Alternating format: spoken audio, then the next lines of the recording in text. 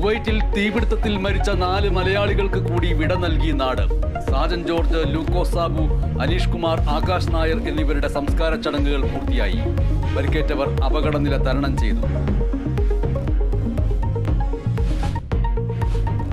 വടകരയിലെ കാഫിർ വിവാദത്തിൽ നിലപാട് കടുപ്പിച്ച് കോൺഗ്രസ്. CPIM ശ്രമിച്ചത് നാടിന്റെ ഐക്യം തകർക്കാനെന്ന് വിമർശനം. സ്ക്രീൻഷോട്ടിന് പിന്നിലെ കുറ്റക്കാരെ കണ്ടെത്തണമെന്ന് ഷാഫി പറമ്പിൽ. KK ലതികയെ അറസ്റ്റ് ചെയ്യണമെന്ന് കോഴിക്കോട് DCC പ്രസിഡന്റ്. CPIM വിതയ്ക്കുന്നതാണ് BJP കൊയ്യുന്നതെന്ന് സാദിഖ് അലി ശിഹാബ് തങ്ങൾ. CPIM-ന്റെ മുസ്ലിം വിരുദ്ധ പ്രചാരണങ്ങൾ BJPക്ക് ഗുണം ചെയ്തു. ഇടതില്ലെങ്കിൽ മുസ്ലിങ്ങൾ 2ാം തരം പൗരന്മാരെന്ന പ്രചാരണം തമാശയെന്നും തങ്ങൾ.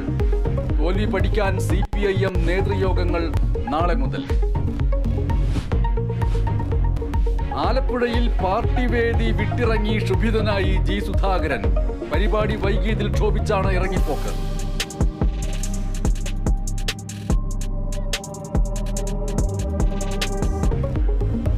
നേതാക്കൾ അനുനയിപ്പിക്കാൻ ശ്രമിച്ചുവെങ്കിലും വഴങ്ങിയില്ല. ഇറങ്ങിയത് മറ്റൊരു പരിപാടിയിൽ പങ്കെടുക്കാനെന്ന് G സുധാകരൻ.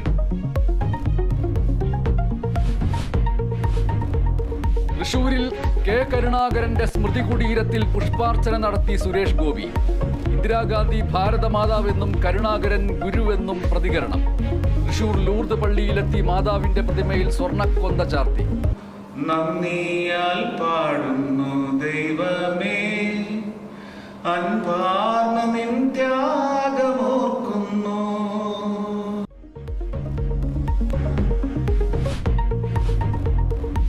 RLV രാമകൃഷ്ണനെതിരായ അധിക്ഷേപ പരാമർശത്തിൽ സത്യഭാമയ്ക്ക് ജാമ്യം.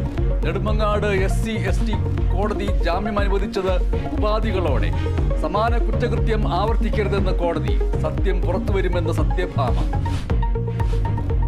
പോലീസുകാർക്ക് DGPയുടെ മുന്നറിയിപ്പ്. സാമൂഹ്യ വിരുദ്ധരുമായി ബന്ധമുള്ള ഉദ്യോഗസ്ഥർക്കെതിരെ കർശന നടപടി.